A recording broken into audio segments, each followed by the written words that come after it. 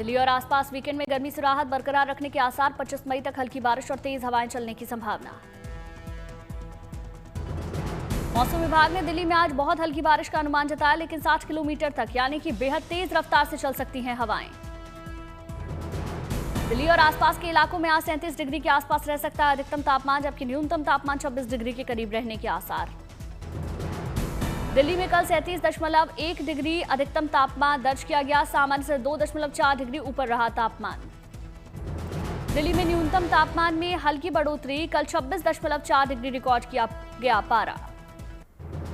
हिमाचल प्रदेश में शिमला और अन्य पहाड़ी इलाकों में आज से 2 दिन के लिए ऑरेंज अलर्ट। राज्य के कई इलाकों में 28 मई तक बारिश के आसार।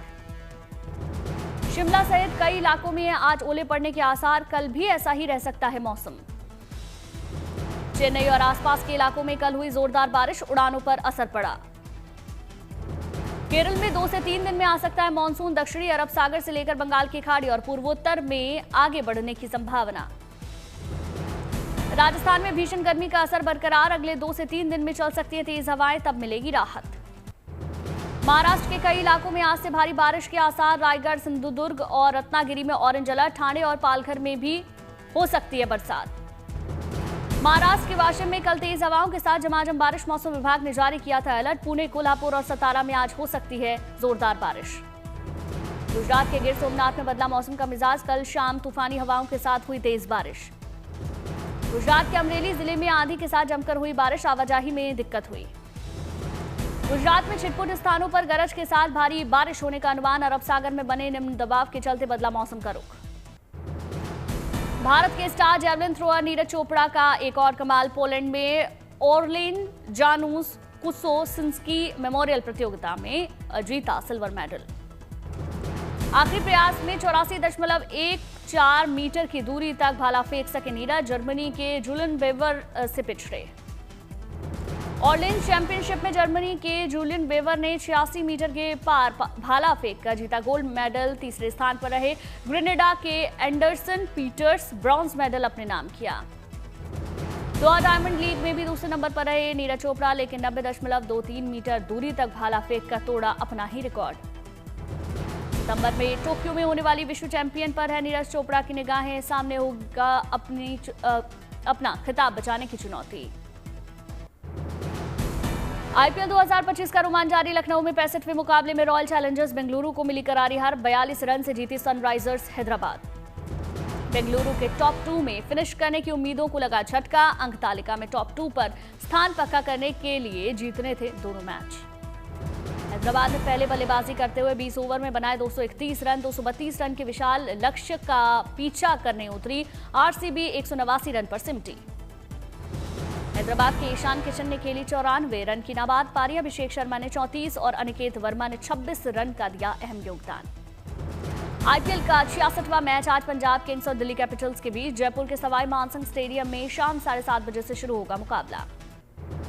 चारधाम यात्रा में चरम पर श्रद्धालुओं का उत्साह। रिपोर्ट्स के अनुसार 13 लाख के करीब पहुंचा तीर्थयात्रियों का आंकड़ा। अभी तक 12,87,000 से ज्यादा लोगों ने दर्शन किए। 23 मई को 67,172 श्रद्धालु पहुंचे चारधाम। 30 अप्रैल से लगातार जारी तीर्थ यात्रा। अभी तक 5,21,000 से ज्यादा श्रद्धालुओं ने किए बाबा केदार के दर्शन। कुल 24,540 तीर्थयात्री केदारपुरी पहुंचे। अभी तक 3,35,000 से ज्यादा श्रद्धालुओं ने किए भगवान बद्री विशाल के दर्शन। कल 20,703 तीर्थयात्री पहुंचे बद्रीनाथ धाम। अब तक 4.5 लाख से ज्यादा श्रद्धालुओं ने यमुनोत्री और गंगोत्री धाम के दर्शन किए। कल 11,173 श्रद्धालु पहुंचे। 10,756 लोगों ने मां गंगा के दर्शन किए। एक और महत्वपूर्ण चरण में पहुंचा अयोध्या में राम मंदिर का निर्माण कार्य। 5 जून को होगी राम दरबार की प्राण प्रतिष्ठा। राम मंदिर के प्रथम तल पर राम दरबार में मूर्ति स्थापना का शुभारंभ। भगवान राम, माता सीता, लक्ष्मण और हनुमान की प्रतिमाएं स्थापित। इसके अलावा परिसर में बने 14 अन्य देवी देवताओं की मूर्तियों का प्रतिष्ठापन। मूर्तियों के निर्माण में जयपुर की कारीगरी और मकराना संगमरमर का इस्तेमाल। 3 जून से शुरू होंगे विशेष अनुष्ठान, जिनमें वैदिक ऋचाएं, साधना, आस्था की दिव्य ध्वनि गूंजेगी। काशी और अयोध्या के वैदिक आचार्य हिस्सा लेंगे। मुख्य मंदिर के अलावा सप्तऋषियों, भगवान शिव, लक्ष्मण, सीता, शबरी समेत 18 भव्य मंदिरों का निर्माण कार्य अंतिम चरण में 5 जून तक पूरा होगा निर्माण कार्य। रामनगरी अयोध्या को मिली हनुमंत कथा मंडपम की सौगात। मुख्यमंत्री योगी हनुमानगढ़ी में हनुमत कथा मंडपम का लोकार्पण उन्होंने किया। हनुमानगढ़ी में हनुमत कथा मंडपम के लोकार्पण कार्यक्रम में बड़ी संख्या में साधु संत और आम लोग हुए शामिल। सीएम योगी बोले, हमने संकल्प को सिद्ध किया। हनुमंत कथा मंडपम के उद्घाटन के मौके पर बोले मुख्यमंत्री योगी, रामनगरी को वापस मिला गौरव, अयोध्या का कायाकल्प हुआ। मुख्यमंत्री योगी अयोध्या में रामलला के उन्होंने दर्शन किए। राम मंदिर में आयोजित समारोह का भी जायजा लिया। सीएम योगी ने राम मंदिर में चल रहे निर्माण कार्यों का निरीक्षण किया। निर्माण कार्यों की प्रगति के बारे में जानकारी ली।